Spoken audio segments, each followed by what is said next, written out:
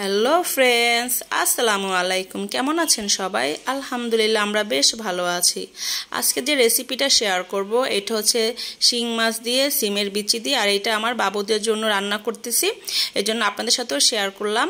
আর আপনারা চাইলে আপনাদের বাচ্চাদের এই খাবারটা অবশ্যই রান্না করে খাওয়াতে পারেন, আর এটা তো পুষ্টিগুণ একদমই ভরপুর। প্রথমে আমি সিমের বিচিটা ভালো করে ক্লিন করে নিয়েছি, আর এই সিমের বিচি কিন্তু আমার শাশুড়ির সিম গাছের বিচি, একদম অর্গানিক। আর এটা এই তো শিং মাছটা আমি ভালো করে ক্লিন করে নিয়েছি। আর এই পর্যায়ে আমি শিং মাছে একটু সামান্য হলুদের গুঁড়া, সামান্য মরিচের গুঁড়া আর লবণ দিয়ে মেখে এখন একটু হালকা করে ভেজে নেব। বেশি ভাজবো না, তাহলে তো মাছটা শক্ত হয়ে যাবে, আর বাচ্চারা তো একটু সেন্সিটিভ মাছ খেতে চায় না। যদি মুখে একটু শক্ত শক্ত বেজে যায় তখন তো আর কোনো কথাই নেই।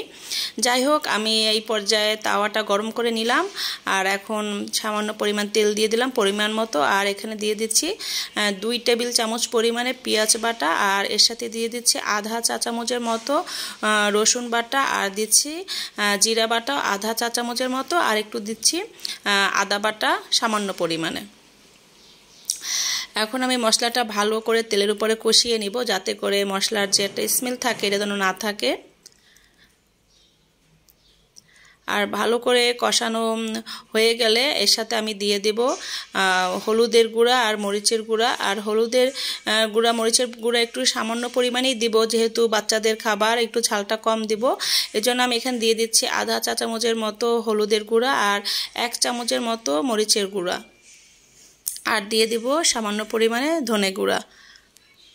আর দিয়ে দিচ্ছি এখানে লবণটা পরিমাণ মতো, কারণ আমি যেহেতু মাছে ভাজার সময় লবণটা দিয়ে দিয়েছি, এই জন্য কম করে দিচ্ছি। এই পর্যায়ে আমি একটু পানি দিয়ে ভালো করে কষিয়ে নেব মশলাটা। আর মশলাটা যত বেশি ভালো করে কষা হবে রান্নাটা ততই বেশি মজা হবে। বাচ্চাদের রান্না বলে কথা না, ওরাও কিন্তু অনেক ভালো টেস্ট বুঝে, আর মজা না হলে তো একদমই খেতে চায় না। এই তো আমার মশলাটা কষানো হয়ে গিয়েছে, এখন আমি সিমের বিচিগুলো দিয়ে তারপর ভালো করে এখানে ভুনে নেব। আমি বলতে ভুলে গিয়েছি, আমি কিন্তু হালকা একটু ভাপ দিয়ে নিয়েছি সিমের বিচিটা, কারণ সিমের বিচি থেকে একটু কাঁচা কাঁচা গন্ধ আসতে চায়, এই জন্য আমি একটু ভাপ দিয়ে নিয়েছি। এটা আপনাদের সাথে আর দেখাতে পারিনি, এটা স্কিপ হয়ে গিয়েছে। এই তো ভালো করে আমি এই মশলার সাথে সিমের বিচিটা একদম ভালো করে কষিয়ে নিচ্ছি।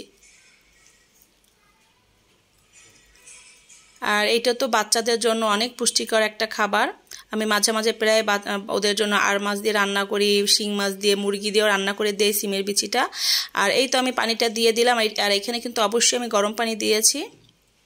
এই পর্যায়ে আমি পানিটা ফুটে উঠেছে, এখন আমি মাছটা দিয়ে দেব।